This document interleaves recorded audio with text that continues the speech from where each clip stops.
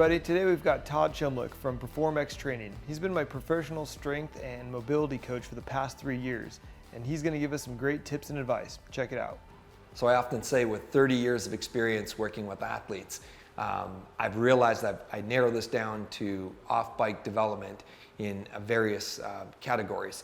First being that there's some exercise or training that we can do to improve. There is some nutrition work that we can do to improve our off-bike. Flexibility and mobility. I mean, I guess you could see that as training, but I see that separately because you're developing more movement in your body as well. And I guess you could say the psychology part as well.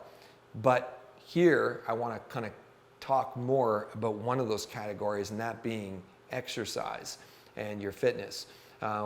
And to me, those get broken down into your strength training. And again, I'll bring the mobility and flexibility work into that.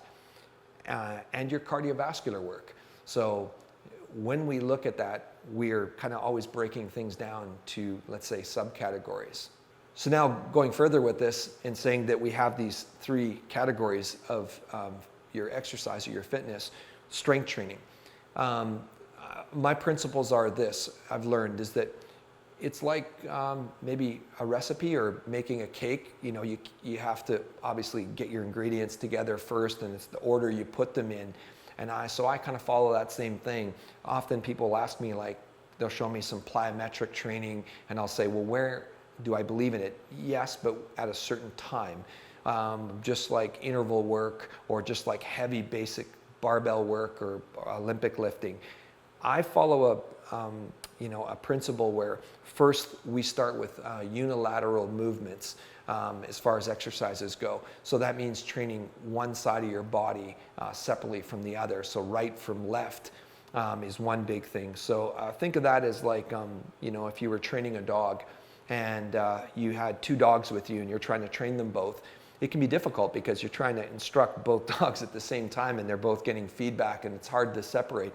Where with strength training, if you can do that, if you can do a single arm or a single leg movement right and left individually, you can really focus on your strengths and weaknesses and see your differences that could have been created genetically, most likely going to be environmentally. In other words, from your riding or from your injuries or you favoring one side of your body and things you do on a day-to-day basis.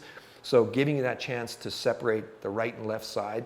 The other would be to do reciprocating movements. So push and pull, or movements that are opposites. Because if you look at the body, quadricep and hamstring, bicep and tricep, pectoral pushing muscles and pulling muscles, rhomboids. We've all been built and evolved into these, this species, these kinetically built beings to adapt to the environment that's put in front of us. So the bicycle is the same thing. So to me, we can start overdeveloping for the bicycle and underdeveloping in other more well-balanced ways to be a person as well. So by doing these unilateral movements, left and right, and push and pull, I'll be able to get people to isolate these things and teach these movements a little bit better and develop these movements. I often say to people,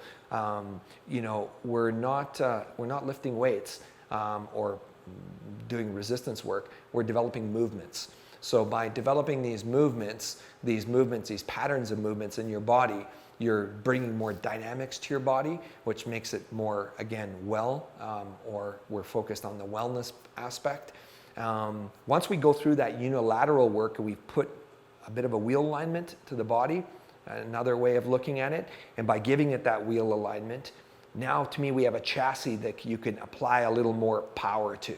So you can put that bigger motor in that chassis, add some horsepower. So at that point I would move into more strength and more bilateral. So 2 limbs, 2 legs, 2 arms working, so let's say barbell work.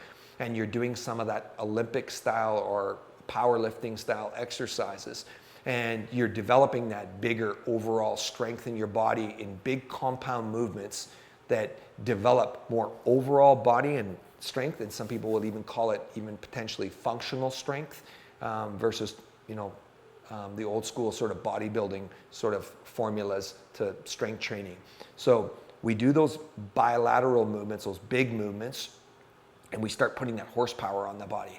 And remember, for me, the goal with an athlete is always to focus on developing power and understanding power better. Power is different than strength, as is different from endurance. So power, you require both strength and endurance to make, to peak or to elevate. So there's the right experience that I've gained at pushing both areas. And when I say strength endurance, I have to break this down too.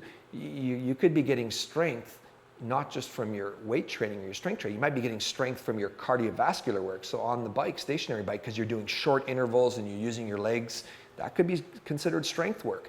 As could you be getting endurance or even what people might consider cardiovascular work in your strength training. If I've got you doing a circuit of exercises, you might see your heart rate really high and your respiratory system working really high. So watch that you don't just categorize something cardio or strength training because you lift a weight. So we kind of keep that in mind as well.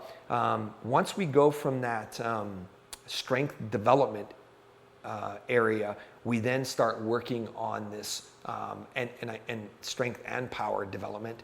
We start moving into more what I call strength and conditioning. So that's kind of a third aspect of the strength training. And that strength and conditioning is often what you might see in modern sort of CrossFit style training, where you're incorporating some of the strength exercises, let's say with more interval style work, or rowing, plyometric, stationary bike, where the respiratory system's involved, and where fatigue and lactate start getting involved. And now, I could spend a lot of time on this, and maybe we don't have the bandwidth here to work on that and break it down. So to understand that, yes, there's layering, and there's my principles are to make sure you're doing this in the right order, so that the end result is you at your best mountain bike rider. I always tell people, we're not training in the gym to become better in the gym. We're training in the gym to become better on the bike. So I'm not going to teach you exercises so that you can set records in your training. We're not CrossFitting, where sometimes the end goal can be to become a better CrossFit athlete. That's the end result. I'm developing this program so that it translates into a better rider.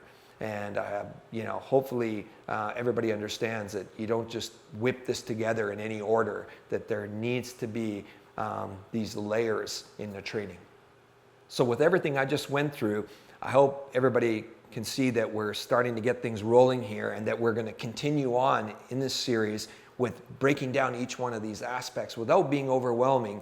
And this is the principles behind specifically the PerformX online training, which I've started to give that order to the training and involve those principles. And again, hopefully people can use the PerformXtraining.com website and see our online training for a little bit more outline of how we put that together. And hopefully it comes of use for some of you.